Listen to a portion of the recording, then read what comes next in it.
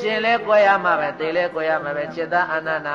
25နှစ်တိုင်တိုင်းတဘဝမှာမခွာ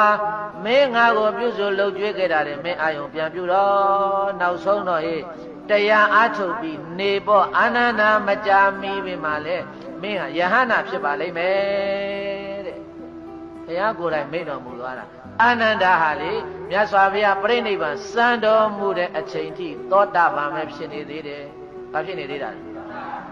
ယဟန္တာမဟုတ်ဘူးအာနန္ဒာကသောတာပန်ပဲဖြစ်နေသေးတယ်ဒါကြောင့်သူမို့တာအဲ့ဒီမှာဘုရားရှင်ကိုယ်တော်မြတ်ကအာနန္ဒာကိုမနေနဲ့မင်းတရားအားထုတ်မကြာမီမှာမင်းယဟန္တာဖြစ်လိမ့်မယ်လို့အဘိဓကပြောကြအဘိဓကပြောကြတော့မှသောကတွေငြိမ်လို့သောကတွေငြိမ်သွားတဲ့အခါကျတော့မှအာနန္ဒာကထပ်ပြီးတော့လျှောက်တယ်ဘုန်းတော်ကြည်တော်မူတော်မြတ်စွာဘုရားဟောဒီမျိုးစိမ်မျိုးငယ်လေးဖြစ်တဲ့ကုသေနာယုံမှာရှင်မရပြိဋိဘံမဆာမနဲ့ဘုရားတပည့်တော်တို့သာဝတိပြန်ကြရအောင်ဟော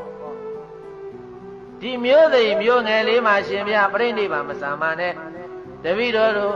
သာဝတိကိုဖြစ်ဖြစ်ရာတကြိုးကိုဖြစ်ဖြစ်ပြန်ကြရအောင်လားမြတ်စွာဘုရားအဲ့ဒီလိုမြတ်စွာဘုရားကိုလျှောက်တော့မှဘုရားရှင်ကိုယ်တော်မြတ်ကစေတအာနန္ဒာဒီနေရာဒီဓာတ်ကုတ်သိနာယုံကိုမင်းကမျိုးသိမျိုးငယ်နေလို့မထင်ခဲ့နဲ့တစ်ချိန်လုံးကဟောဒီကုတ်သိနာယုံဟာမဟာတုထတနာမျိုးတော်တဲ့ဗာမျိုးတော်တဲ့လေ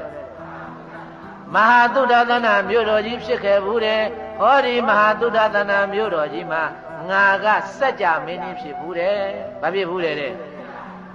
အေးစัจ जा မင်းကြီးဖြစ်ဘူးတယ်လို့ဆိုပြီးတော့အဲ့ဒီမှာမဟာတုတ္တတနာသုတ်တန်ကြီးကိုဘုရားရှင်ကိုရောမြတ်ဒီမမောနိုင်မပန်းနိုင်ခေါ်တယ်ဘေးတိုင်းစัจ जा မင်းဘုရားကအကြောင်းလေးတာကြီးယရဏမိဖုရားယရဏအကြောင်းလေးအဲ့ဒါတွေဟောလို့